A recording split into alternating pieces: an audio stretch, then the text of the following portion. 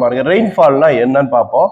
அதாவது தூறல்னா என்ன, மழைனா என்னன்னு சொல்றேன் பாருங்க. அதாவது அந்த நீர் துளிகள் இருக்கு இல்லையா, அந்த நீர் துளிகளினுடைய விட்டம் இருக்கு பாருங்க, 0.5 மில்லி மீட்டர் விட்டத்திற்கு அதிகமா இருந்தா அதுக்கு பேரு மழை. இதே 0.5 மில்லி மீட்டருக்கு குறைவாக இருந்தா, அதனுடைய விட்டம் குறைவா இருந்தா அதுக்கு பேர் தான் என்ன சொல்றாங்க, தூறல்னு நம்ம அதை சொல்றோம். புரியுதா? தூறல்னா என்ன, மழைனா என்ன. மழைனா 0.5 மில்லி மீட்டர் விட்டத்துக்கு அதிகமா இருந்தா அது மழை, கம்மியா இருந்தா தூறல். இவ்வளவுதான், சிம்பிள்.